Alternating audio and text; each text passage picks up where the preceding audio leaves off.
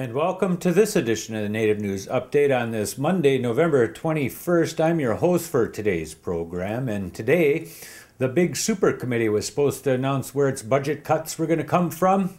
Well, they might not have done anything. And we talk a little bit with correspondent Mark Trahant from Fort Hall, Idaho, all about that. Welcome to the Native News Update at IndianCountryTV.com today, Mark Trahant. Give us a little bit of idea what we're facing this week. I understand our super committee, which we've talked about a little bit before, the group that's supposed to make huge budget cuts is supposed to issue their report or provide a plan for that today or tomorrow. Tell us what you know about it. Well, the actual deadline for the super committee, and I think everyone's pretty much determined that it's not a super committee, was November 23rd.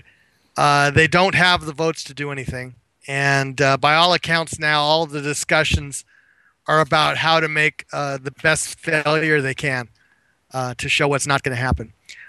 Congress will begin the process over the next year of sequestration, of going through automatic budget cuts for both domestic defense and some Medicare programs.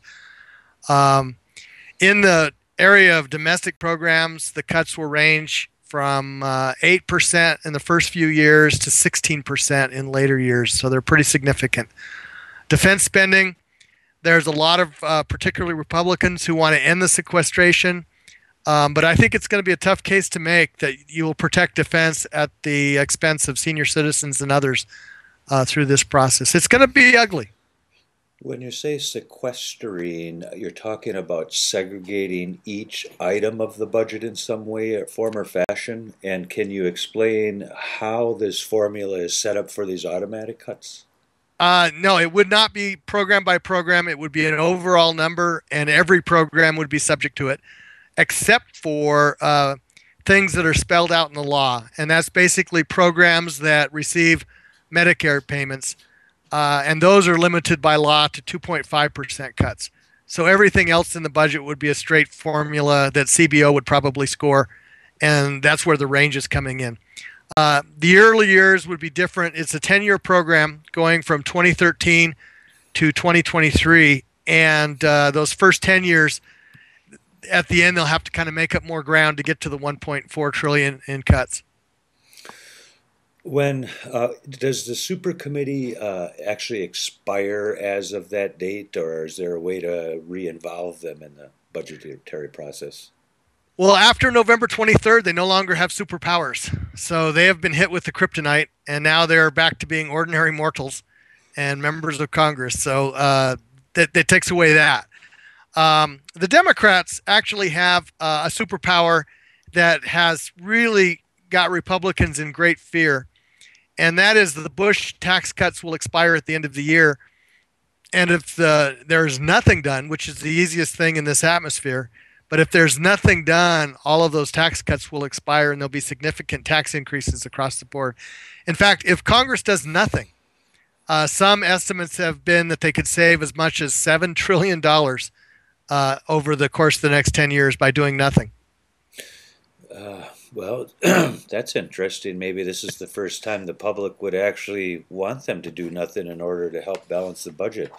Let's explain what's going to happen with the Bureau of Indian Affairs budget, anywhere from 8 to 16%, starting when? Well, officially it starts in 2013, but I have to put in a big asterisk in that all of the appropriations processes are not complete for 2012. So there could be cuts sooner than that. Excuse me. Funny time to get a cough. So there could be cuts sooner than that. Okay, and my understanding is that Tea Party Republicans were saying that what the super committee was already trying to do was not deep enough, that the automatic cuts isn't going to be deep enough. Right. And you're telling me that if nobody does anything, what are the Republicans going to offer the Democrats? Because I understand that they don't want those tax cuts to expire. Well, so far they haven't been offering very much, and that's, I think, what really broke down the super committee, is that the last time when the debt ceiling was the issue, if you're thinking about this as a big poker game, the Republicans had way better cards. And this time the flip is true. The Democrats have the better cards. And so they're just letting them play out slowly. Unfortunately, the problem with it as a metaphor of a game is the consequences are real and the impacts are going to be pretty significant. One of the things that really bugs me is that you really need to have a mind that looks at the problem both short term and long term. Government spending at this point. We need to push for jobs.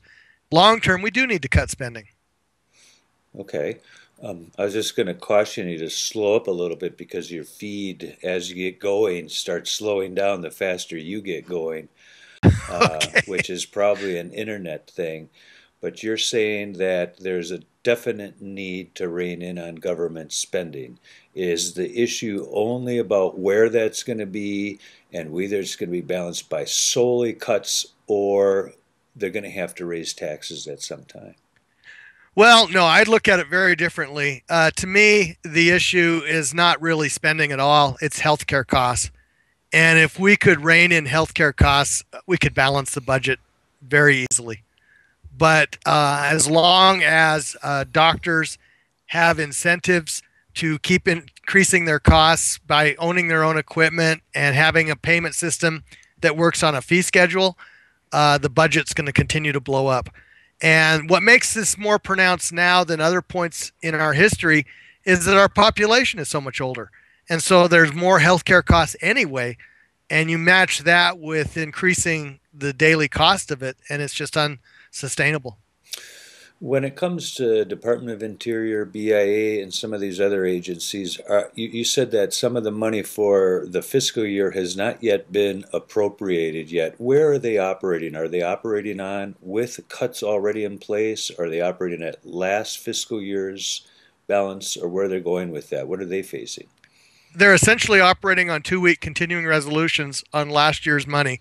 I will say, though, that on Friday last week, the Justice Department did get through an appropriations bill, and one of the concerns from tribal governments was that only about a third of the new Tribal Law and Order Act was funded.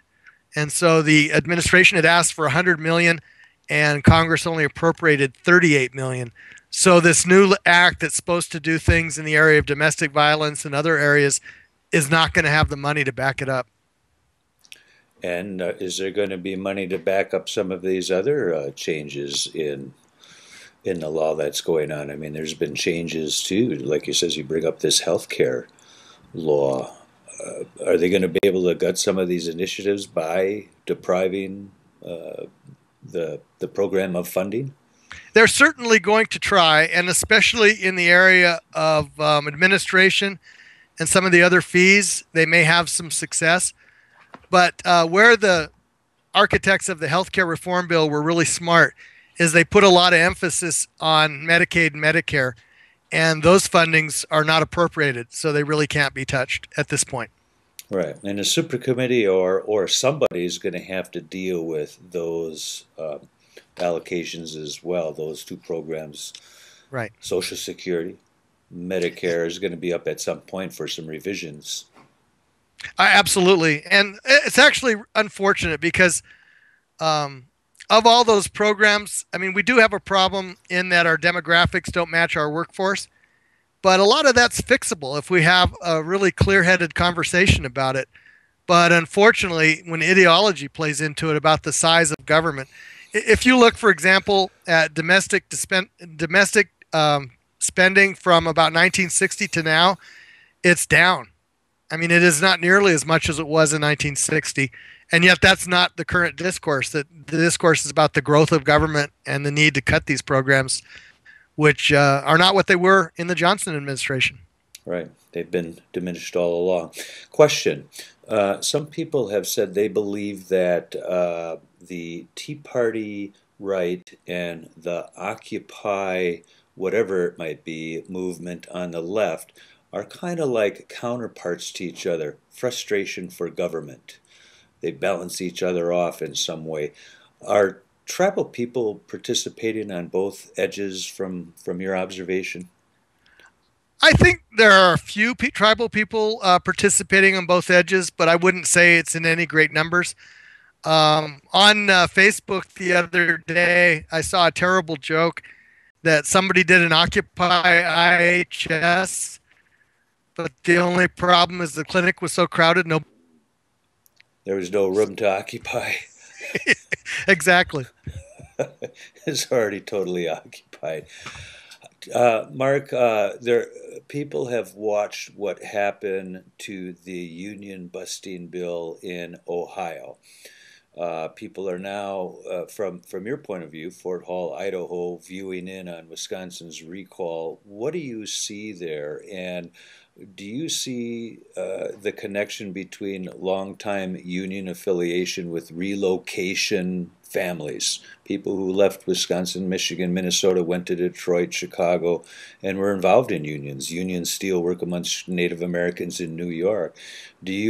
How does the recall and what happened in Ohio, how does it feel to you from a Native perspective? I think the biggest thing so far is there's actually been organizing going on. That for so much of the early years of the Obama administration, folks kind of just left it to chance. And now they're actually out there talking to people and trying to make the case and building alliances. And there remains great opportunity in that regard, I think. Okay. Do you see Indian country at all looking at Wisconsin and the recall of the governor for the union busing and some of the other things? Is there talk in Indian country, or is it solely a Wisconsin thing? I think there's actually kind of a slow awakening. The leadership of Indian country is clearly interested in using the electoral power and trying to get that moving. At NCAI, for example, there was a Halloween party, and people were out in force organizing and talking about getting out, not as much as unions, but as just organizing. And the interesting reaction is people from Facebook and other social media is why bother? Why bother with elections? So I think there needs to be a case made from particularly elected leadership showing what happens if we don't get organized. Well, it's interesting because we are seeing the Native community respond to this recall, not so much on the union busting issue, even though there's some tribes like Menominees, Oneidas that have a great deal of people who've been involved in unions, but more on the end of the backdrop of environmental laws. That was part of that program to create jobs. The intent of the Walker administration to force a open pit mine in northern Wisconsin, despite the objections of the tribes. Those kinds of issues seem to be more important for tribal people. But being involved, why is it important for tribal people to be involved? Well, I mean, you can just look at the budget, and that alone would be a reason. I think one success that maybe people will building on is at least getting the Obama administration to delay the pipeline from Canada, from the oil sands, The Keystone Project. through Lakota country. And that's the Keystone organizing success. Yeah, it has been a success. They've at least delayed that until 2012, and it happened because a lot of people stood up and shouted about that, including a lot of tribes. Good talking to you. Any last minute message to the crowd out there that takes us all in? It could be an interesting couple of days. All right, thanks, Mark. We'll catch up to you again soon. Okay. Thanks for joining with us. And that is another roundup of news from Indian country on this edition of the Native News Update. Thanks for joining, and come back again soon.